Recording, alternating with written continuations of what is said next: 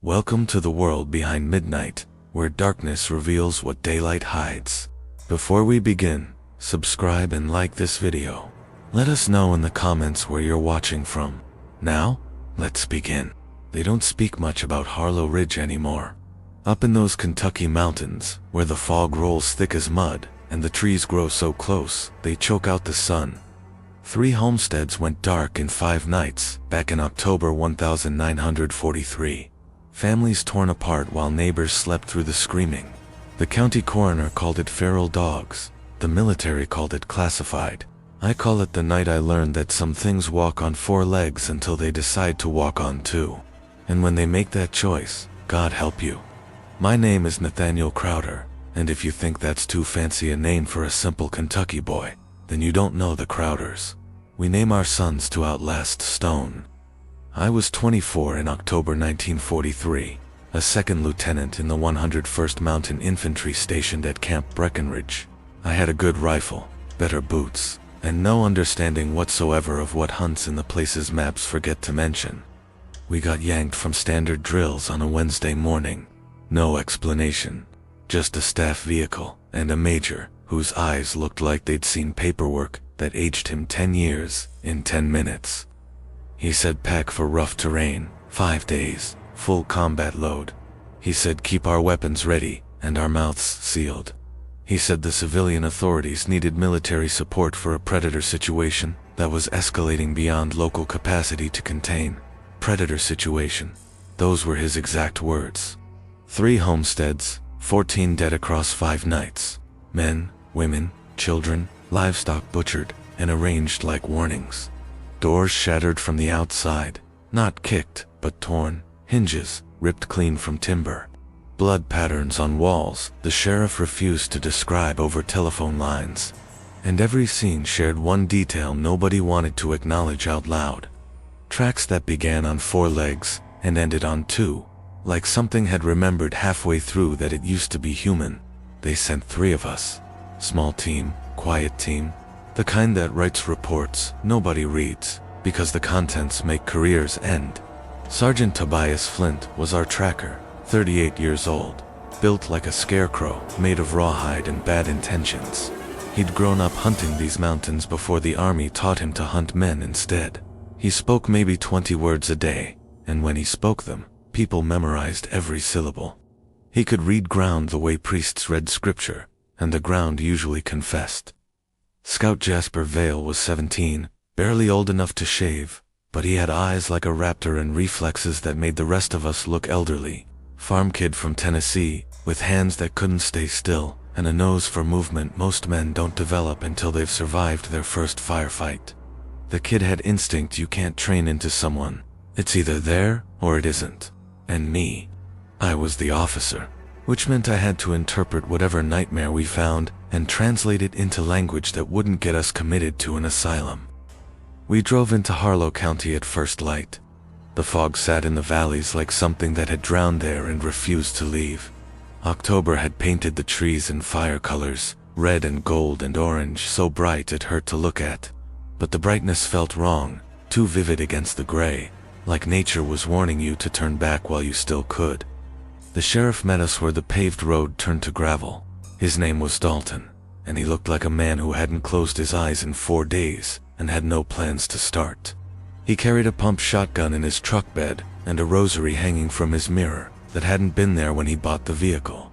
"You boys the army?" he asked, even though our uniforms answered the question. "Yes, sir," I said. "We're here to assess and contain the threat." He laughed, but the sound had no humor in it. "Assess. That's a clean word for what you're about to see." He spat tobacco into the dirt. "You want assessment? I'll give you all the assessment you can stomach." He drove us up a logging track that deteriorated into a dirt path that finally became just 2 wheel ruts with weeds growing between. The first homestead sat in a clearing that felt too open, like the forest had backed away deliberately. The house was small, white paint peeling, roof sagging. Clothesline still had shirts hanging that moved in the breeze, like ghosts rehearsing how to be alive. The front door wasn't just open, it was gone. Splinters scattered across the porch. Hinges torn straight out of the doorframe. Screws and all. The Calloway family, Sheriff Dalton said, voice going flat the way voices do when emotion has burned out, and only reporting remains. Thomas, Sarah, their 3 children aged 6, 9, and 12. Found them Friday morning when Thomas didn't show for his shift at the lumber mill. We went inside, and I won't give you every detail, because some images carve themselves into your brain and live there forever. But I'll tell you this much. The walls spoke of panic, of running, of being cornered, of fighting back against something too strong to fight. The furniture wasn't knocked over. It was shredded, torn apart like something with claws had gotten angry at the concept of solid objects existing. Tobias Flint crouched by the doorframe and ran his fingers along gouge marks carved deep into the wood. 4 parallel lines, each one as wide as my thumb. Big, he said quietly. Bear, I asked, knowing it wasn't. He shook his head slowly. Wrong pattern, wrong depth. Bears push doors. They don't dissect them. Jasper stood in the center of the room with his rifle gripped too tight and his face too pale for someone his age. Sir, he said, voice barely above a whisper. Sir, there's tracks outside. We followed him to the back of the house. The ground there was soft from recent rain, and whatever had left the prints hadn't bothered hiding them. They started at the tree line, clear as daylight. 4 paws, massive paws, larger than any wolf or dog had a right to be. The tracks approached the house in an easy lope, the gait of something confident and unhurried. Then 3 feet from the door, they changed. Not cleanly, not like a man stepped into the tracks.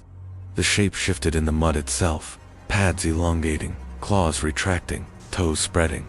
The stride widened and lengthened. The prints that climbed the porch steps were long and narrow, with 5 toes and claws that had dug in deep enough to splinter wood. Tobias Flint didn't touch them. He just stared with an expression I'd never seen on his face before. Something between recognition and dread. Jasper made a sound in his throat, like a question his mouth had forgotten how to form. I pulled out my field notebook and sketched them, hands shaking enough that I had to redraw the lines twice. I told myself it was the cold morning air. Second homestead is a mile west, the sheriff said. Same pattern, same destruction. Third is 2 miles past that. Identical. He looked at me with eyes that had given up on finding explanations that made sense. You going to tell me this is a predator situation, Lieutenant? I couldn't answer. Everything I'd been trained to assess was based on facts and evidence and established threat parameters. And everything I'd been taught said what I was looking at couldn't possibly exist, but my eyes said it did. And in the end, eyes win arguments with training every single time. We established a base camp in an abandoned firewatch station half a mile from the 3rd homestead. Just a shack with a stone fireplace and windows someone had boarded years ago and never unboarded.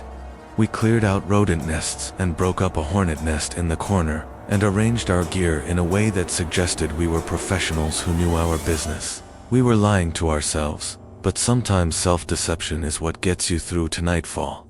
Flint went out to scout the perimeter before dark, taking Jasper with him. I stayed with our radio equipment and maps. The maps were old, hand-drawn, full of blank spaces.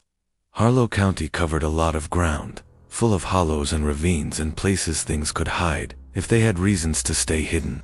You believe this, sir? I asked while stringing the antenna wire. Believe what? That something's out here doing this. I thought about the tracks. I thought about doors torn from their frames. I thought about scratch marks that climbed 8 feet up a wall where something had stood upright and reached. I believe something happened, I said carefully. What that something is remains to be determined. He nodded and went back to his work, humming something low and tuneless, the kind of sound people make when they're trying to convince themselves home still exists somewhere. Flint and Jasper returned an hour before sunset. Flint's expression was grim. Jasper looked like he'd seen something that rearranged his understanding of the world. Found a trail, Flint said. Runs through all 3 homesteads in sequence. Starts high in the timber and comes down through the ravines like it's making rounds on a schedule. 1 animal, 1 set of tracks. But he stopped and pulled out a cloth bag, dumping something on the table. fur, gray and black, coarse as wire. Found this snagged on barbed wire between homesteads 2 and 3. I picked it up. It felt wrong. Too thick, too stiff, like hair that had given up trying to be normal. Wolf. No wolf I've ever seen, Flint said, and wolves don't patrol territories like this. They range wide, hunt opportunistically, move on. This thing's working a pattern, hitting the same area repeatedly, like it's sending a message or marking territory it claims as its own. Animals don't arrange bodies, I said quietly. They consume them. Whatever did this left them for people to find. The room went silent. Outside, the sun touched the ridge, and the temperature dropped 10 degrees in as many minutes. Fog began crawling up from the hollow, turning the woods from gray to black in the fading light. We keep watch tonight, I said. 2-hour shifts, rifles ready, eyes on the tree line. Anything moves, we wake everyone. You think it'll come here? Jasper asked. I think it knows we're here, Flint said. And I think it doesn't consider us a threat. That first night stretched out long and thin. I took first watch with Flint. We sat by the window with boards cracked just enough to see through. The moon hung 2 days from full, fat and yellow, perched on the ridge like something too heavy to rise higher.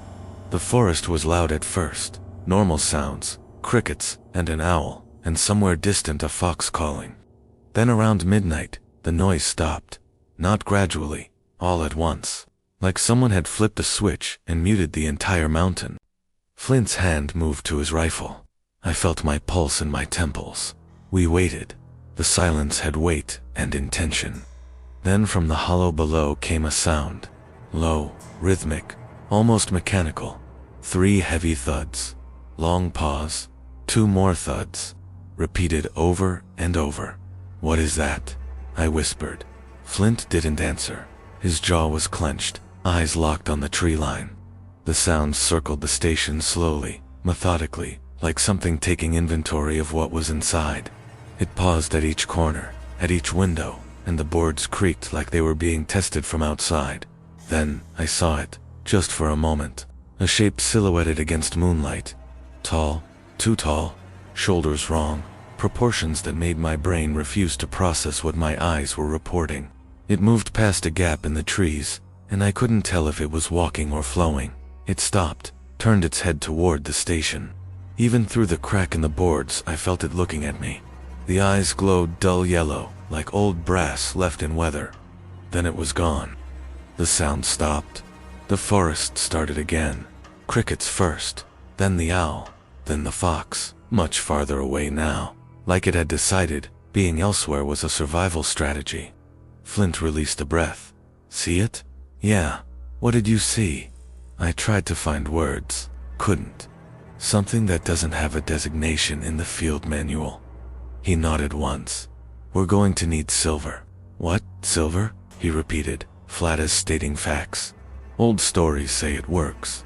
And right now, old stories are the only intelligence we have. I wanted to argue. I wanted to tell him we were soldiers, not superstitious mountain folk. But I'd seen the eyes.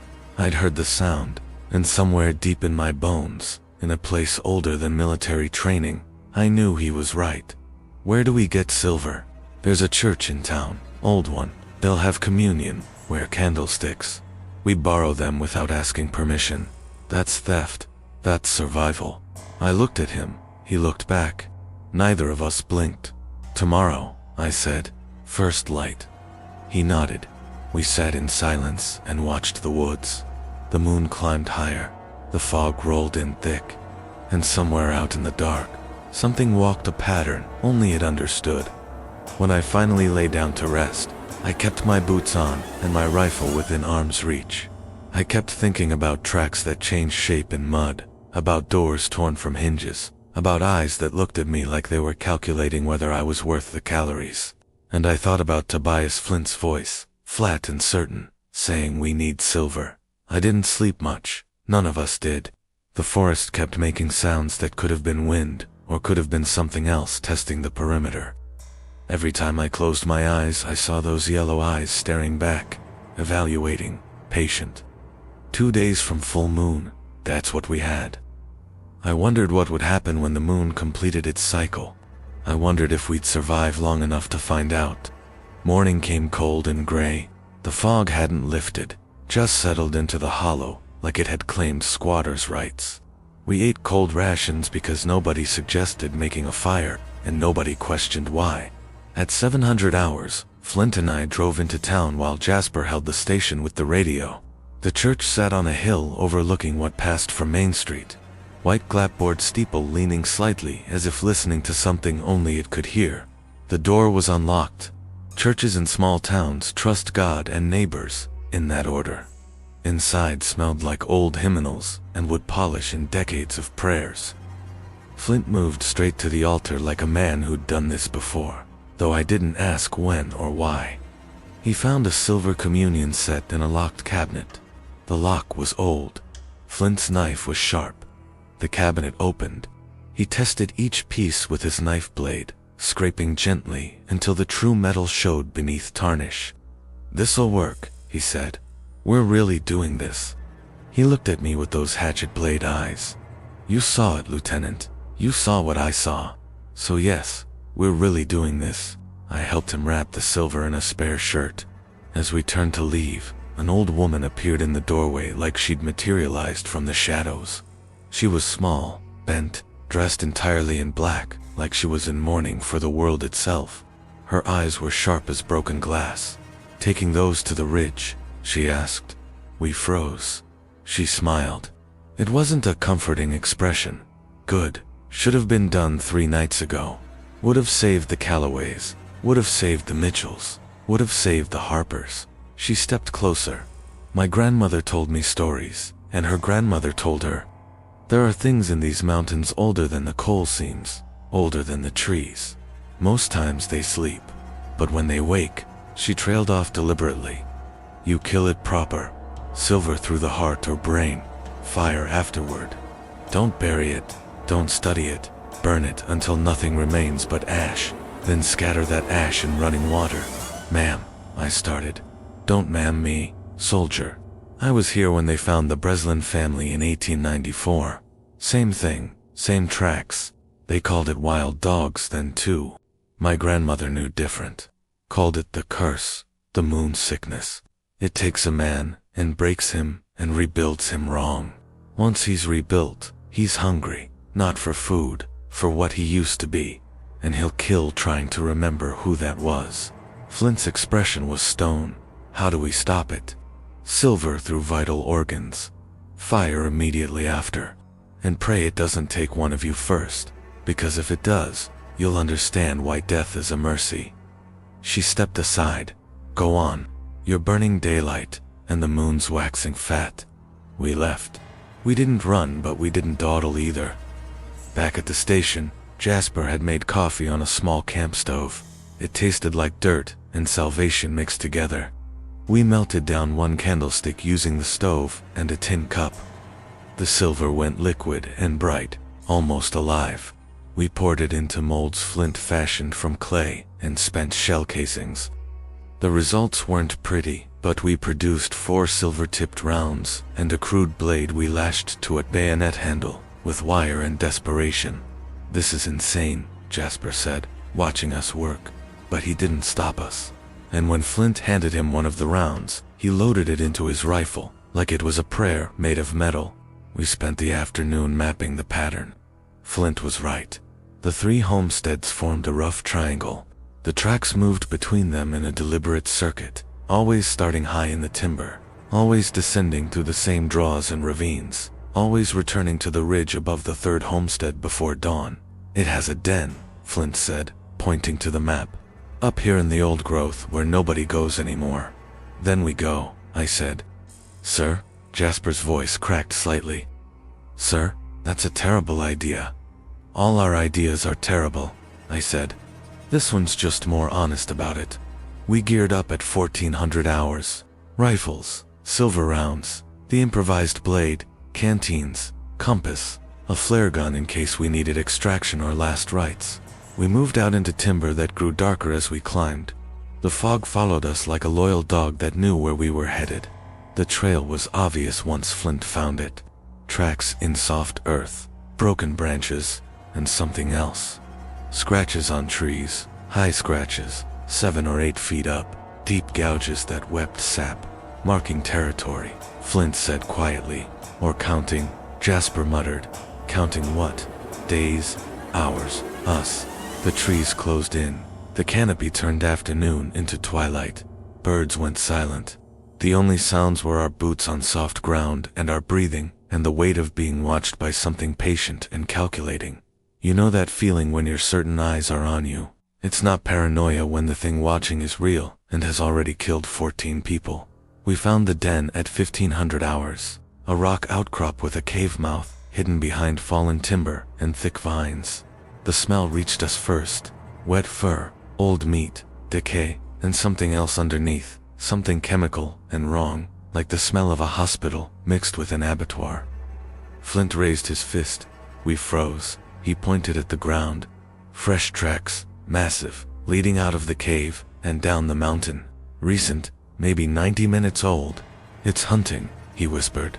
We approached the cave entrance with rifles raised and hearts hammering in our chests. The entrance was low. We'd have to crouch to enter. Every instinct screamed not to. We did it anyway, because that's what soldiers do. We do the thing that screams stop until it screams something else. Inside was darkness so complete it felt solid. We used red lens flashlights to preserve night vision. The beams cut through black and showed us things we didn't want to see. Bones. Not all animal bones. Some were, certainly, deer, dogs, but others were different, smaller, the kind that belonged to children. They were arranged carefully, not scattered randomly. Arranged in neat piles against the wall, like someone was keeping score. Jesus Christ, Jasper breathed. On the far wall, more scratches, symbols we'd seen on the trees. A circle with a slash through it, and beneath it, letters, crude, carved with claws.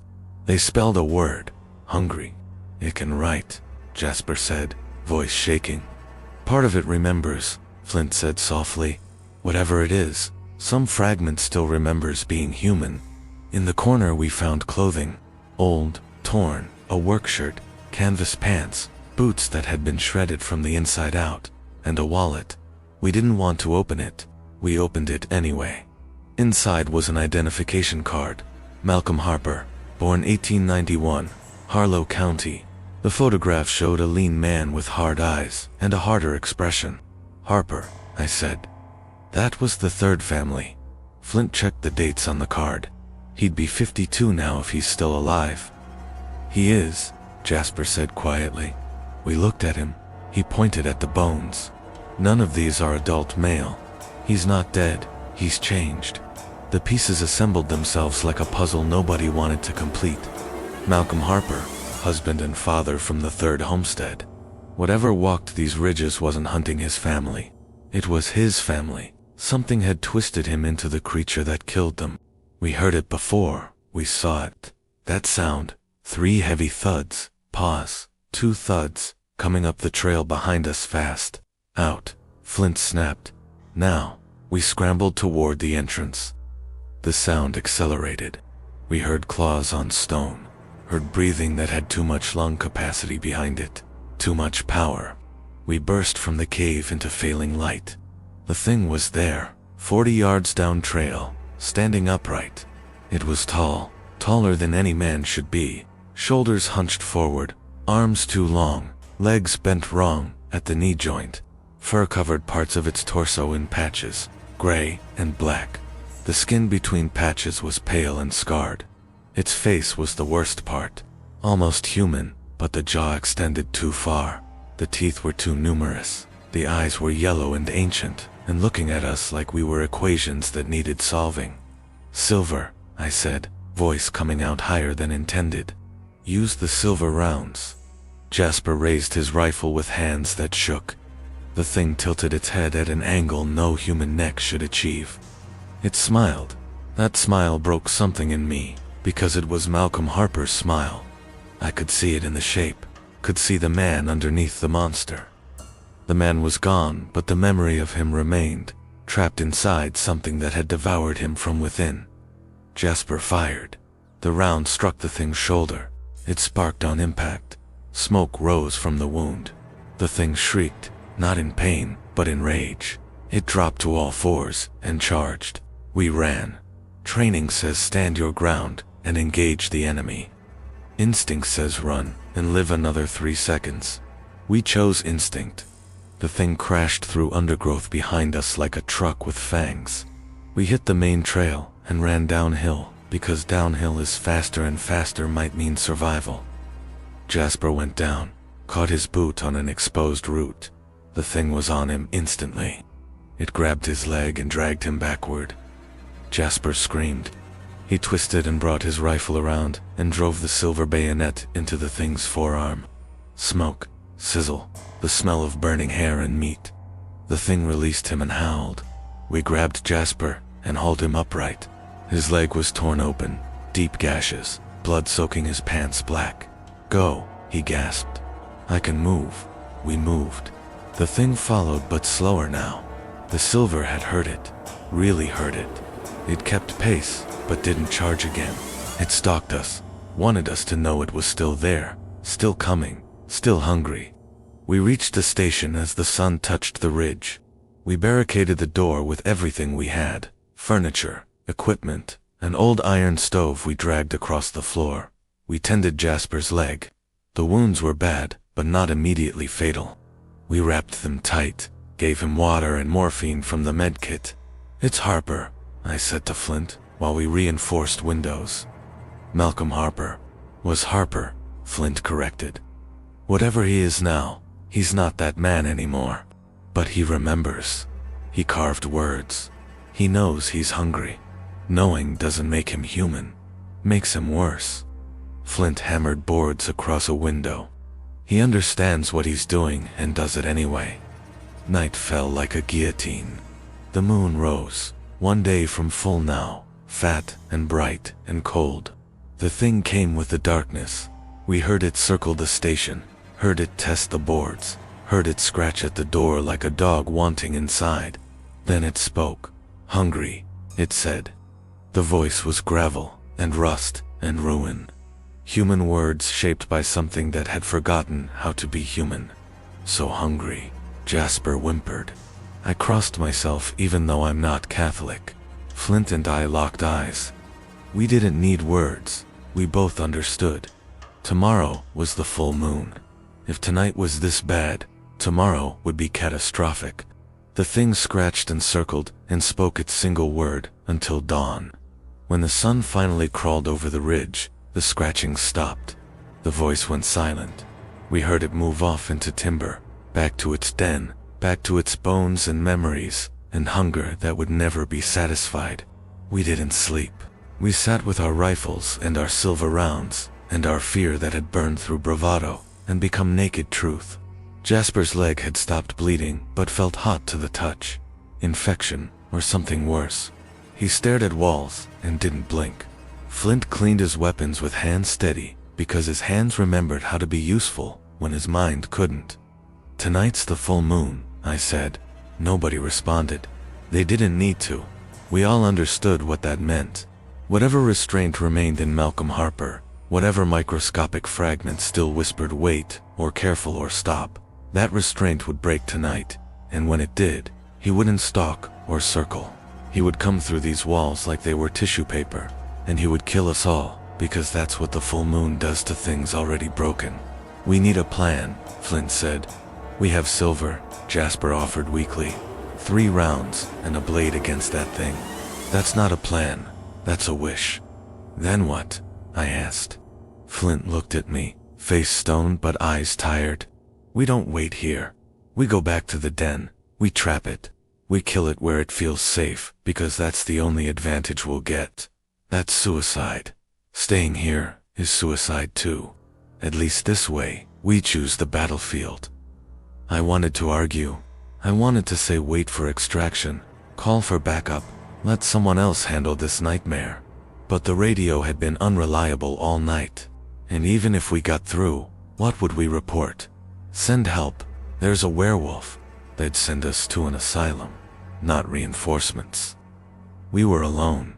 We'd been alone since we drove into these mountains. The army didn't know. The sheriff didn't care enough to help. The old woman had warned us and sent us on our way. This was our fight, and we had until moonrise to figure out how to win it. Jasper looked up from his bedroll, face pale, leg worse. "Sir," he said quietly, "whatever happens tonight, it's been an honor serving with you. We're not finished yet, soldier." "No, sir, but just in case." I nodded because sometimes you say the thing that needs saying before you lose the chance. And Jasper had said his. The day crawled forward like something wounded. We checked weapons, made more silver by melting the chalice, produced 3 more rounds. It wasn't enough. It was all we had. Flint sharpened the silver blade until it could split light itself. Jasper sat by the window watching the woods like they might provide answers. They didn't. They just watched back. At 1600 hours we ate. Field rations taste like cardboard, but provide fuel. We needed fuel. At 1700 hours we geared up. At 1730, we left Jasper at the station with a rifle, silver rounds, and the radio. He'd keep trying, even though we all knew help wasn't coming. His orders were simple. If we're not back by dawn, head for town. Tell them to burn the ridge. Burn it all. He nodded. He didn't salute. You don't salute in the field, but the way he looked at us was a salute anyway. The kind that says goodbye, in case goodbye is all that remains. We moved back up the mountain. 2 soldiers, 4 silver rounds each, 1 blade, and a plan that depended on luck and timing, and the desperate hope that silver actually works the way old stories claim. The moon was already rising, pale at first, hidden behind the ridge, but you could feel it. The air changed, grew heavy, grew electric. The woods went silent again. That dead silence, the kind where even wind holds its breath. We reached the cave at 1800 hours. The sun was gone. The moon was climbing, and somewhere inside that darkness, Malcolm Harper was waking to the thing he'd become. "Last chance to turn back, sir," Flint said. I thought about Jasper's torn leg, about the 3 families destroyed, about doors ripped from hinges and bones stacked in neat piles, about a man who'd carved hungry on a wall because it was the only word he remembered how to spell. "We finished this," I said. Flint nodded. We moved toward the cave mouth. The moon cleared the ridge, full and bright and cold as judgment. From inside the cave came a sound that made my blood remember it used to belong to something that ran from predators. Laughter. Malcolm Harper was laughing, and the laugh said, "I've been waiting for you." The laughter echoed from the cave like something dying that had decided to take its time about it. Not human, not animal, something caught between that knew it shouldn't exist and took pride in it anyway. We stood at the cave entrance with rifles raised and courage somewhere behind us, trying to catch up. The moonlight made everything silver and black. No gray, no middle ground. You were in light or you were in darkness, and darkness was where things with yellow eyes waited. "Formation," I whispered. Flint took left. I held center and right. We moved in slowly, red lens flashlights cutting through black. The smell was worse than before. Rot and musk, and something chemical like bottled fear. The bones remained. The clothes remained. But the wall had changed. More scratches, more words covering the stone in jagged lines that hurt to look at. "Hungry, hungry, hungry, hungry," repeated over and over, like a man trying to remember his name by writing it, or forget it, or both simultaneously. "It's gone," Flint said, pointing to tracks, fresh, leading deeper into the cave, into tunnels we hadn't seen before. "There's more to this den than we thought." "We don't follow," I said. "We trap it here at the entrance, where we have room to maneuver." "How?" "Fire. We create a choke point with fire, force it to come through flames. Silver rounds, finish it." The plan wasn't sophisticated, but it used simple words and could be executed in the time we had, so we executed it. We dragged deadfall and brush to the cave mouth, formed a rough semicircle, doused it with lamp oil from our packs. Not much, just enough. We set up ignition points with matches wrapped in oilcloth. Pull the cloth, scratch the match, run. 2 positions, 2 firing angles. crossfire with silver-tipped rounds, and a prayer that physics still functioned the way we'd been taught. When it comes, I started. It'll come fast, Flint finished. Aim center mass. Keep firing until it stops moving. And if it doesn't stop, it will, I said, voice steadier than I felt. We're making it stop. We waited. The moon climbed higher. The cave breathed. That's the only way to describe it. Air moved in and out like lungs. From deep inside came sounds, scraping, pacing, that 3-beat rhythm. Then silence. The silence was worse. It knows, Flint whispered. Knows what? That we're waiting.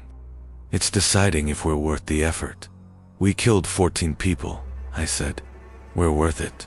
It didn't kill 14 people, Flint said quietly. Malcolm Harper did, before this, before the moon took him. He killed his own family first, then he became this thing.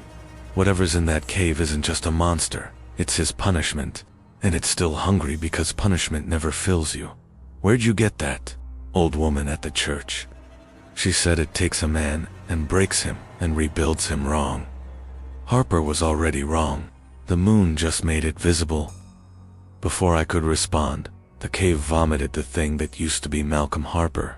It came fast, faster than before, faster than anything that size should move. It hit firelight and kept coming. We ignited the barrier. Oil caught. Flames leaped 6 feet high, turned night orange and screaming. The thing didn't slow. It leaped, cleared the fire like it was a chalk line on pavement. It landed in the center of our formation with a grin that said, "Did you really think that would work?" We fired, both of us. Silver rounds hit chest, shoulder, throat. Each impact sparked and smoked. The thing screamed, real pain this time. It staggered, but didn't fall. It grabbed me, just reached out, and grabbed my vest, and lifted me like I weighed nothing. I got my rifle up, pressed barrel against its ribs, fired point blank. Silver into meat.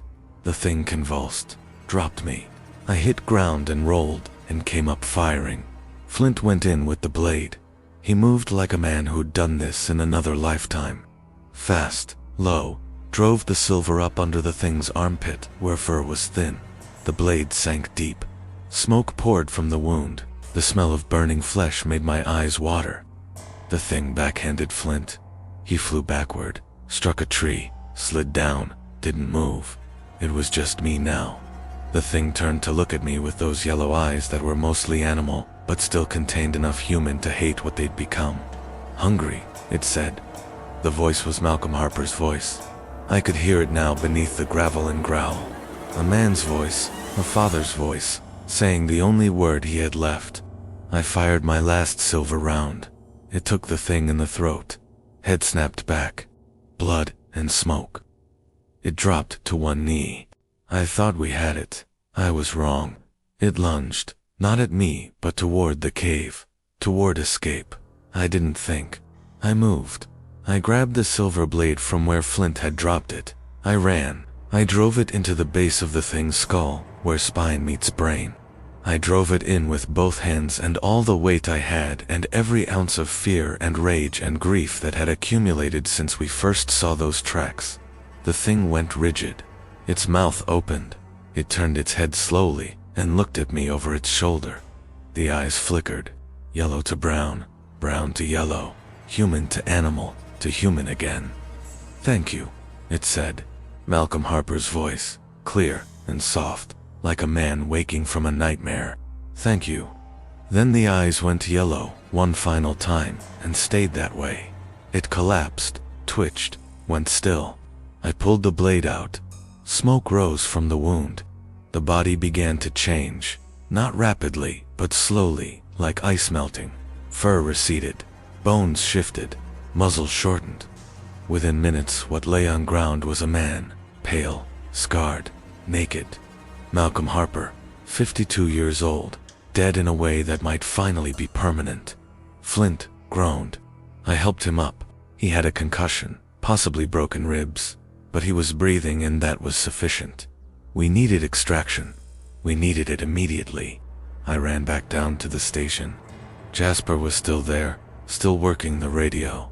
I gave him coordinates, casualties, priority medevac, he transmitted. And miracle of miracles, someone answered. Help coming. 90 minutes out, I ran back up. Flint had dragged himself away from the body. We sat together, kept watch, kept conscious because consciousness meant survival.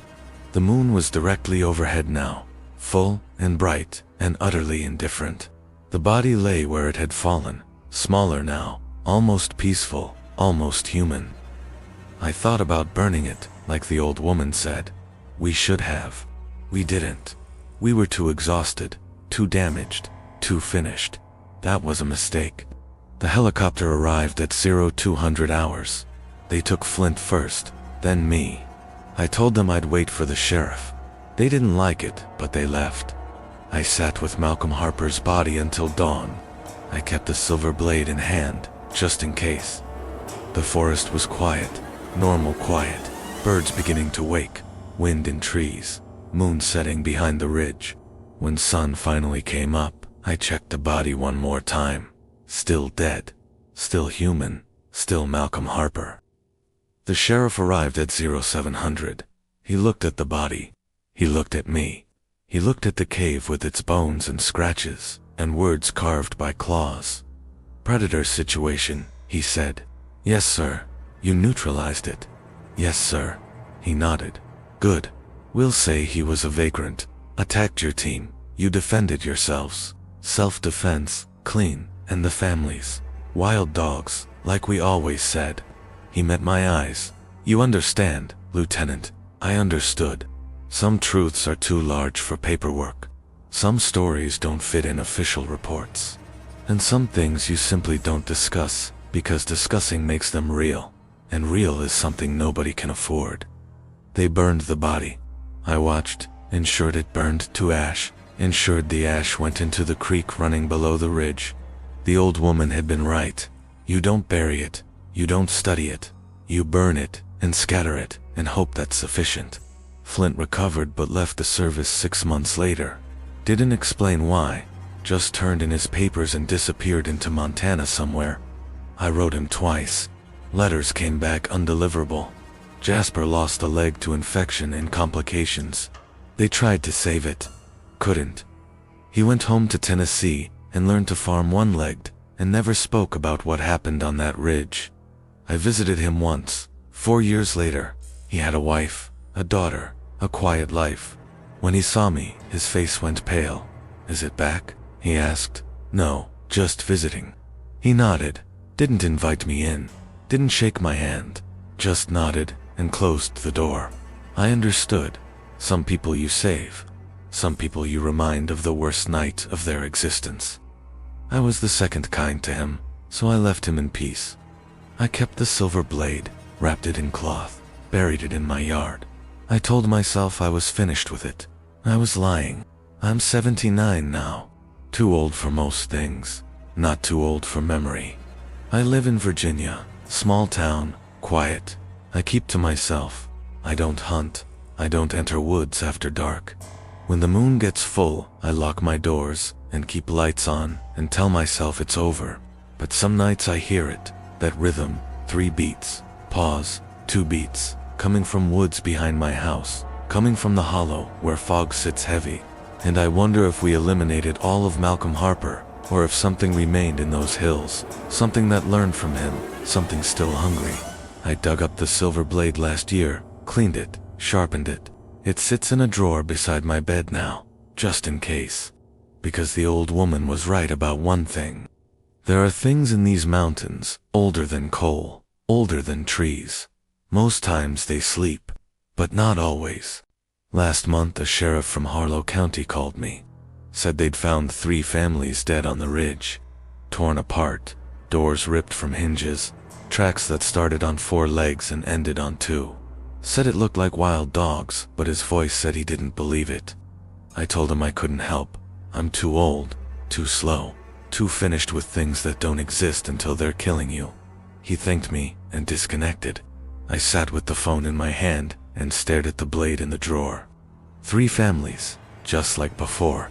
The pattern repeating, the moon waxing fat, the hills, remembering how to be hungry. I haven't decided yet if I'll go, if I'll take the blade, if I'll try to stop something that might be unstoppable. But I think about Jasper's missing leg, about Flint disappearing into mountains, about the price we paid to stop one monster in one hollow, in one October in 1943, and I think about the price if nobody stops this one. The moon's 2 days from full. I can feel it in my bones, in my bad knee, in the scar on my ribs where Malcolm Harper's claw came within inches of opening me up. I can feel it the way you feel storms coming, the way you feel eyes on your back, the way you feel the world preparing to break. So maybe I'll go. Maybe I'll take the blade and drive back to Harlow County and walk up that ridge one more time. Maybe I'll stop whatever's killing families under the full moon. Maybe I'll die trying. Or maybe I'll just sit here, keep my doors locked, keep lights on, keep telling myself it's someone else's problem now. But that sound, that 3-beat rhythm, it's getting closer. Every full moon, incrementally closer. And I wonder if running kept me safe, or if I just led it to better hunting grounds. So that's my story. That's what happened in October 1943 on a ridge in Harlow County. We stopped Malcolm Harper. We used silver and fire and desperation. We lost good men doing it, and we learned something the army doesn't teach. Some enemies don't die when you kill them. They just wait. They adapt. They return. If you're still watching, thank you for listening. Like this video, and subscribe to The World Behind Midnight for more stories about things that don't belong in history books. Comment where you're from, and whether you believe me. I don't need you to believe me, but I need you to be careful when the moon gets full. I need you to lock your doors. I need you to remember that silver still works, even if you don't believe in what it's supposed to stop. And if you're ever in Harlow County in October and you hear something moving through woods in a 3-beat rhythm, don't investigate. Don't try to explain it. Just go home, lock up, turn on lights, and pray it's not hungry. Because hungry is the only word they remember, and remembering makes them worse. The moon's rising again. I can see it through my window. Fat, yellow, one more night until it's full. I'm going to make coffee. I'm going to sit with my blade, and I'm going to decide if I'm too old to fight monsters, or if you're never too old to finish what you started. Stay safe out there. The hills are old, and some things in them are older. Thank you for watching The World Behind Midnight. See you in the darkness.